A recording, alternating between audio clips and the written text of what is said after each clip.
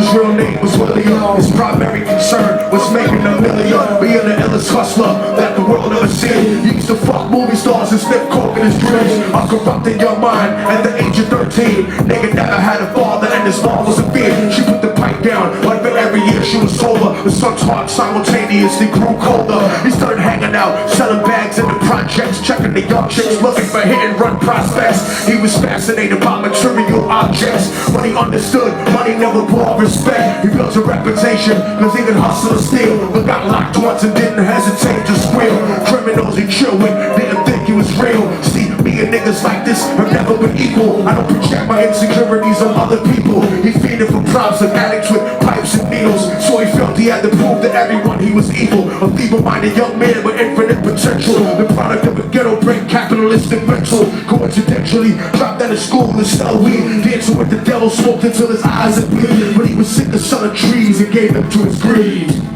I tell you my boo. So really started robbing niggas anything he could do to get his respect back in the eyes of his crew. Starting fights over little shit up on the block. Stepped up to selling mothers and brothers to crack rock. Working overtime, making money for the crack spot. Hit the jackpot, I wanted to move up to cocaine, but feeling the Scarface fantasy stuck in his brain. Tired of them hood niggas treating him the same. He wanted to be major like the cutthroat to the thugs, but when he tried to step to him, niggas showed him no love. They told him any motherfucking coward can sell drugs. Any bitch nigga with a gun can bust slugs. Any nigga with a red shirt can front like a blood. Even Puppy smoked a motherfucker up in the club, but only a real dog can stab someone till they die. Standing in front of them, staring straight into their eyes, Billy realized that these men were well guarded, and they wanted to test him before business started. Suggested raping a chick to prove he was caught. Now he had a choice between going back to his life or making money with made men up in the sight. His dreams about cars and ice made him agree a hardcore nigga is all he ever wanted to be. So he met him Friday night at 2:45. Let's take this ride.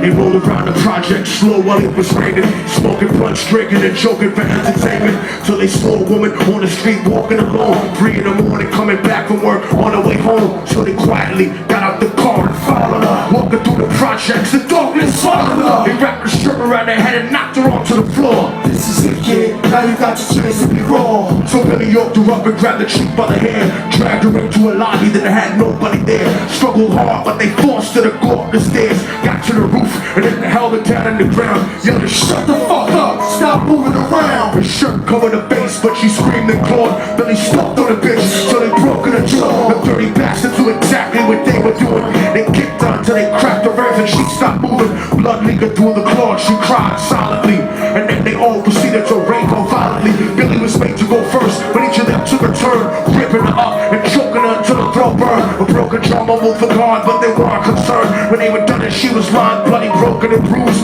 one of the niggas pulled out a brand new 22. He told them that she was a witness for what she going through, and if he killed her, he was guaranteed a spot in the crew. He thought about it for a minute, she was practically dead. So he leaned over and put the gun right to her head. Damn. Now I have to end my story for you. Whoa. The only way that it can end.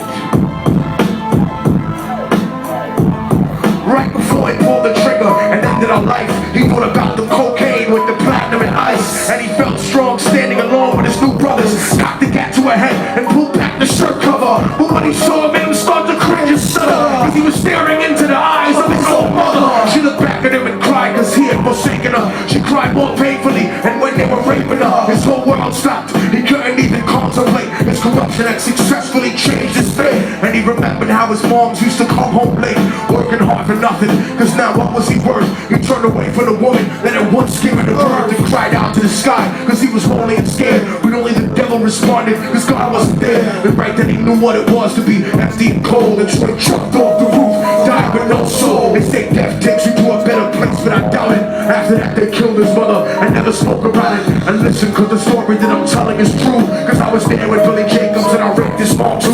Now the devil follows me everywhere that I go. In fact, I'm sure he's standing among one of you at my shows. In every street cipher listening to Little Thug's flow, he'll be standing right next to you, and you wouldn't know. The devil grows inside the hearts of the selfish and wicked. White, brown, yellow, and black color is not restricted. You have a self-destructive destiny when you're inflicted. I know we wanted God's children that fell for the top. There's no diversity because we're burning in the mouth. wants to dance with you, you better say never. Cause a dance with the devil might last you forever.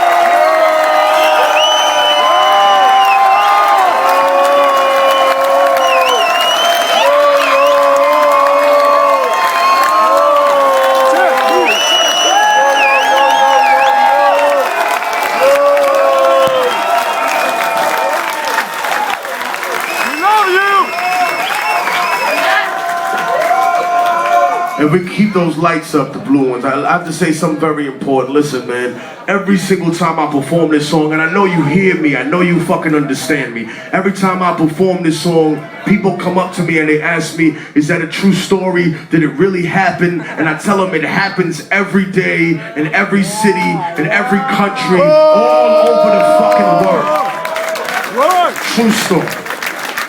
And I need to make it very personal for you all, because whether you choose to accept it or not, you are the future of Denmark. This is not their country. This is your country, motherfucker. I'm telling you now. You will make it whatever you want it to be. But I must speak to the brothers, to the warriors here. Very important that you understand and take this personally. Your mother, your sister, your grandmother, the girl you came here with tonight, or the woman you gonna marry someday, she might have lost her virginity by being a victim of rape or been a victim of that sometime during her life, and she might never tell you. You bastards might never know. And it's because women are prouder than men, and they've had to suffer twice as much as we had through every struggle for freedom. We have never had a successful revolution ever in the history of mankind without having our sisters right by our sides, firing along with us, looking for fucking freedom.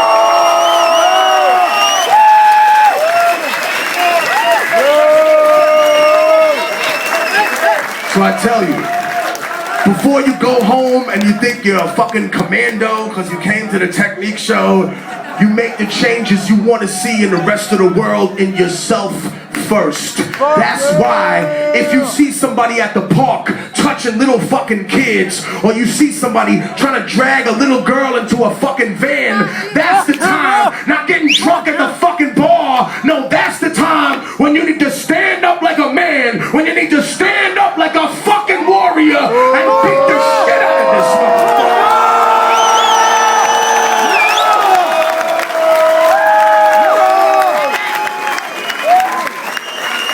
My people's got families here, we ain't playing, man. And I don't know none of you niggas from a fucking hole in the wall, but if I seen somebody doing it to your kids, I'm the first nigga to fucking swing a hook off, which means everybody's